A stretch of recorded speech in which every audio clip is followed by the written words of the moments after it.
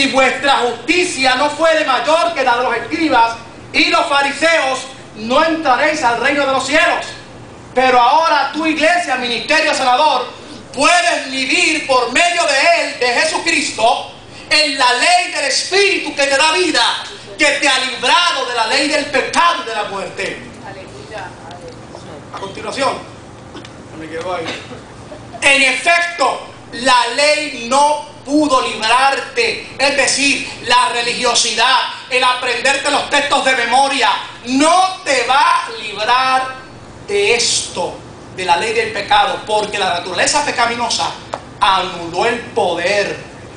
Por eso Dios envió a su Hijo en condición semejante a nuestra condición de pecadores. Él te conoce y me conoce a mí. Él no es meramente el que derramó la sangre allí en la cruz del Calvario.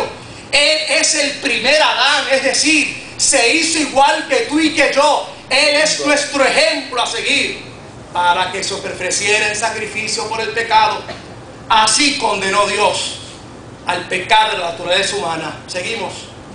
A fin de que las justas demandas de la ley, eso de no enojarse y de no tener un enojo más allá, que menosprecie, que llegue al colmo de ser un chismoso, es decir, dude de la capacidad moral, se cumplieran en nosotros, que no vivimos según la naturaleza pecaminosa, sino según el Espíritu.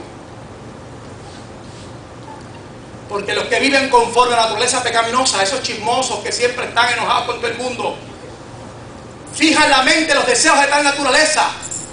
En cambio, los que viven conforme al Espíritu, fijan la mente los deseos del Espíritu. La mentalidad pecaminosa es muerte, lo que la gente piensa que no es cristiana y la gente vive por ahí.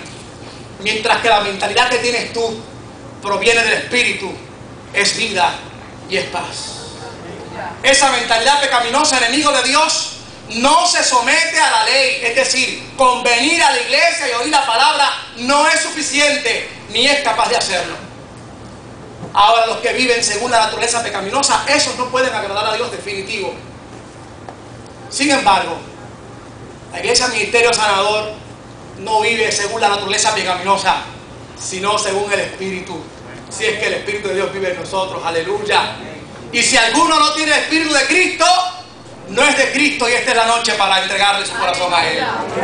Pero si Cristo está en nosotros, el cuerpo está muerto a causa del pecado, pero el Espíritu que está en nosotros es vida a causa de la obediencia y la justicia. Si el Espíritu de aquel que levantó a Jesús de entre los muertos, lo que decíamos ahorita, vive en nosotros, el mismo que levantó a Cristo de entre los muertos, también nos dará vida a nuestros cuerpos mortales, por medio de su Espíritu que vive en nosotros. Por tanto, hermanos y hermanas, tenemos una obligación, la de no enojarnos, que es la de no vivir conforme a la naturaleza pecaminosa. Pero si ustedes viven y nosotros vivimos conforme a ella, vamos a morir. No viviremos la vida abundante. Pero si por medio del Espíritu damos muerte a los malos hábitos, del cuerpo vivirán. Porque todos los que son guiados por el Espíritu, todos los que estamos aquí, somos hijos de Dios. Señor, gracias. Porque queremos agradarte a ti, queremos vivir para ti. Tú conoces la naturaleza humana. Tú fuiste humano.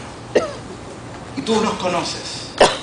Conoces el ambiente, conoces la sociedad en que vivimos. Ayúdanos.